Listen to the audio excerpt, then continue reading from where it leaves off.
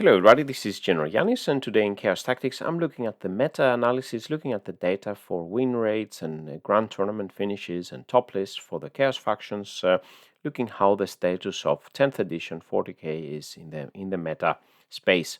So with no further ado, let's get started.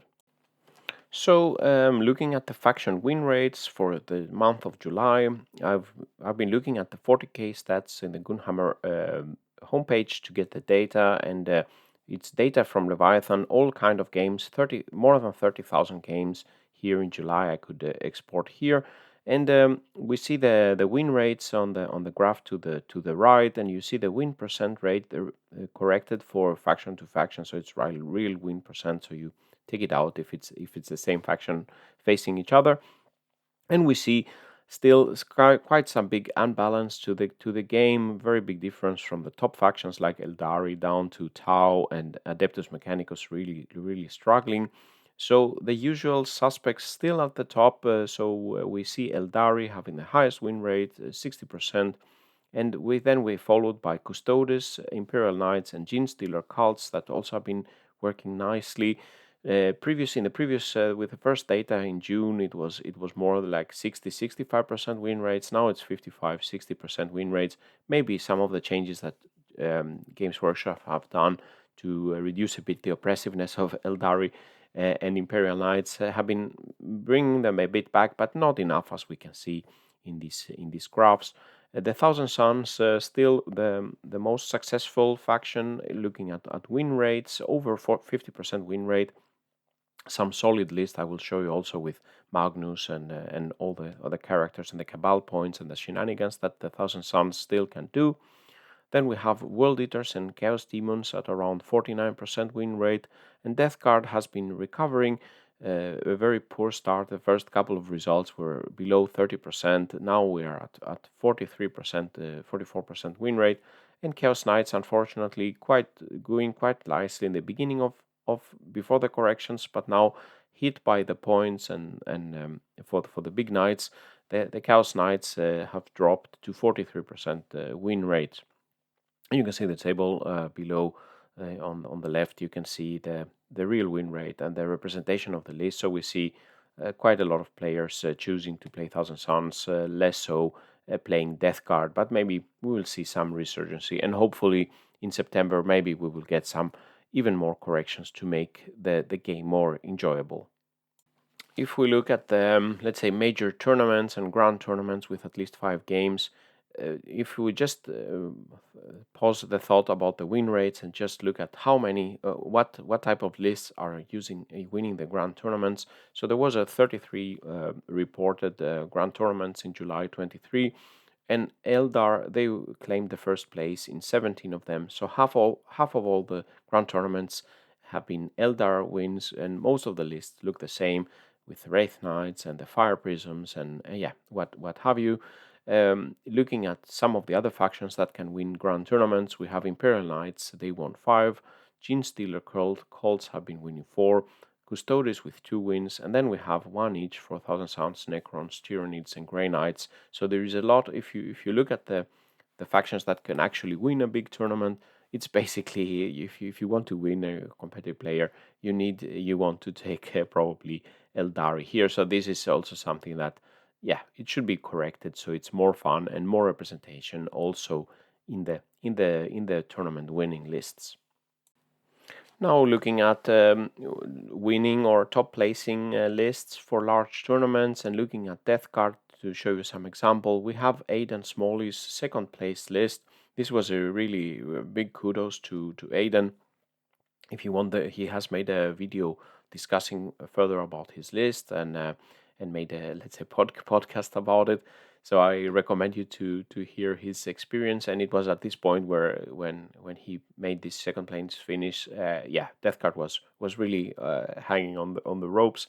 But we have the main idea, and I think maybe the strongest combo in our index is which our Aiden find and used, was to use Mortarion to provide, let's say, buffs for 3 Plaguebear Scrollers in the backline, and then a Lord of Ireland's as a spotter, a target spotter. He's joining some Death Shroud here, And this is a very good blast for the blast weapons, the mortars of the Plaguebearer Scrollers with the indirect shooting. They can be hidden and they can still hit something Mortarion. So basically, with this combo, the Plaguebearer Scroller mortars will be hitting on 2s. They don't get the penalty to shoot indirect fire. The enemy cannot use the cover rule, and they can reroll 1s to wound if Mortarion selects this as his aura. So the Lord of the Death card aura of Mortarion says that any Death card unit within 6 inches of Mortarion can ignore any modifier. So when they shoot indirect, they don't get the -1 to hit. And then Lord of Ireland's Blight Bombardment, that when a Death card model makes an attack with a blast weapon that the Lord of Violence can see, you add 1 to the hit roll, then hitting on 2s, and so on. So this is a strong combo. So this forces the opponent to come to you because they don't want to get the pounding of the 3 Plaguebearer Scrollers for the whole duration of the game, forcing the enemy to come to you, and then as Death card being slow, it's difficult to chase the opponent. But in this way, it's turning a bit the tables around. More units in the list, two 10-man units of cultists that, as I also reviewed, they have the scout move, pre-move before the game starts. They can go and take a sticky, make an objective sticky, helping to score early in the game, doing some actions. 20 Poxwalkers and Typhus was also used here. Typhus, a nice combo with the Poxwalkers, bringing back Poxwalkers with his Eater Plague. A Death Shroud, more Death Shroud with a Sorcery Terminator armor that can give them Disgusting Resilience, basically -1 to damage. And then 2 Plague Marine squads in Rhino to do some actions, etc. And I think this was probably the Plague Marines, and the Rhino was probably, if as I recall it, where Aiden probably would change. So nice list here for Death card.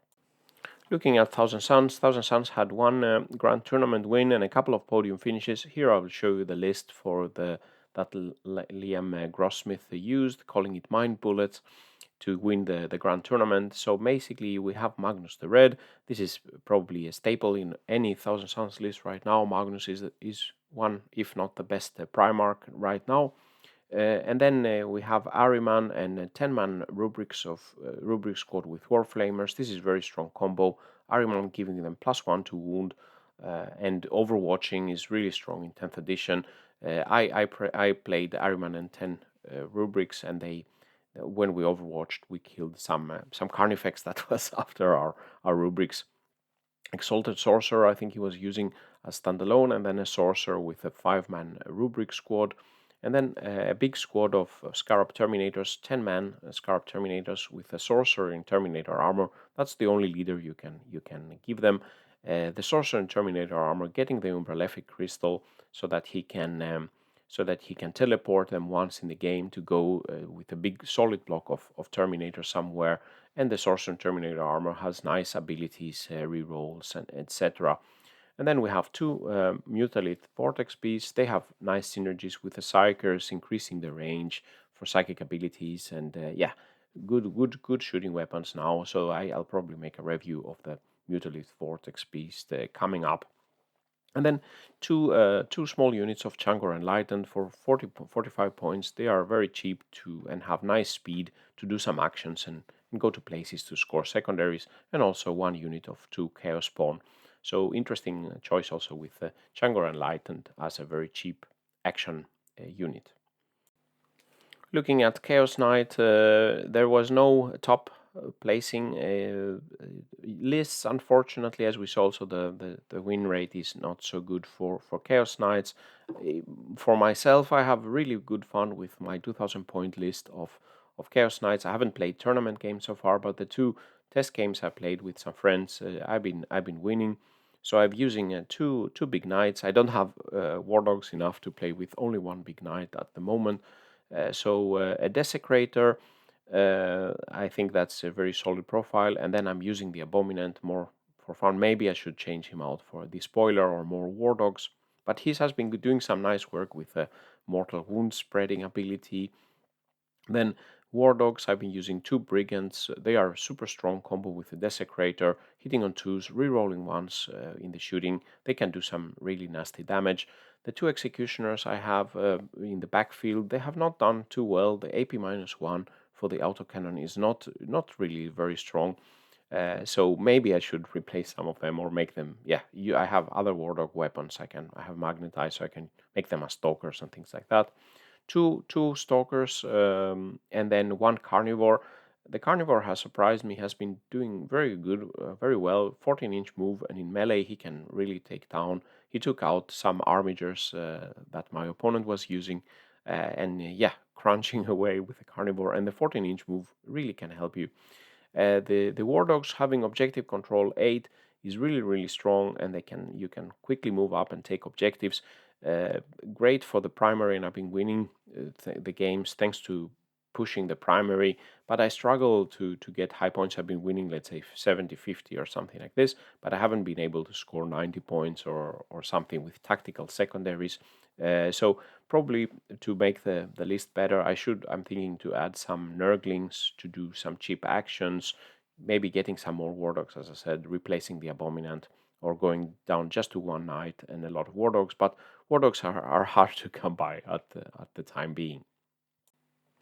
For Chaos Space Marines, one second plate finish, not many other, let's say, top placements, but quite interesting list with Abaddon and a lot of mortal followers. We have the Dark Commune, three cultist mobs, 10 accursed cultists, and then a big squad of Chaos Terminators, of course.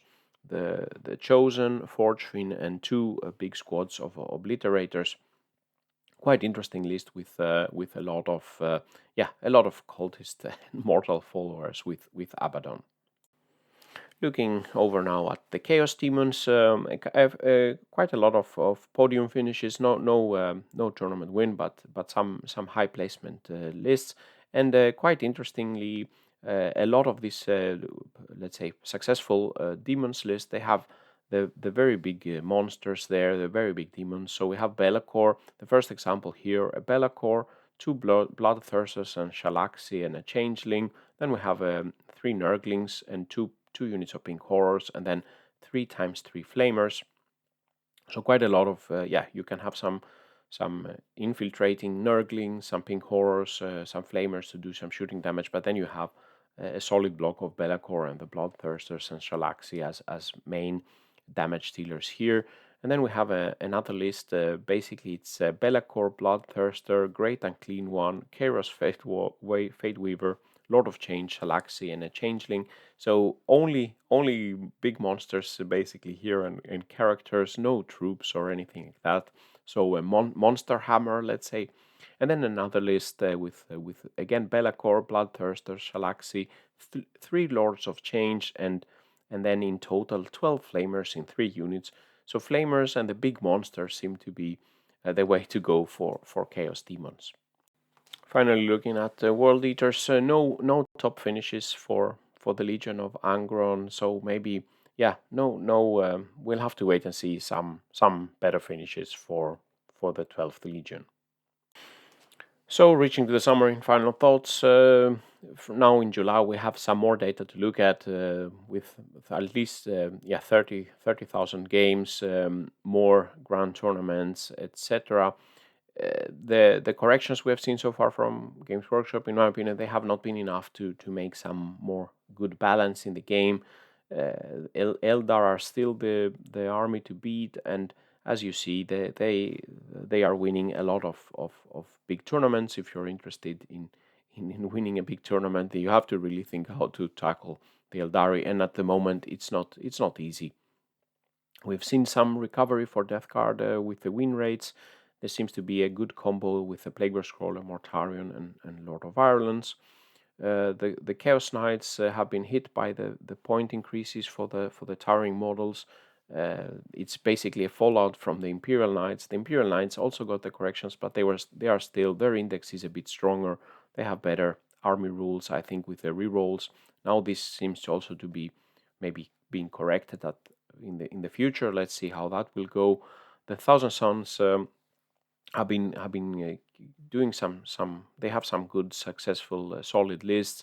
Magnus is a must-have, I think. A lot of these sorcerers, the rubrics and scarabs are working together with the Mutalith Vortex Beast.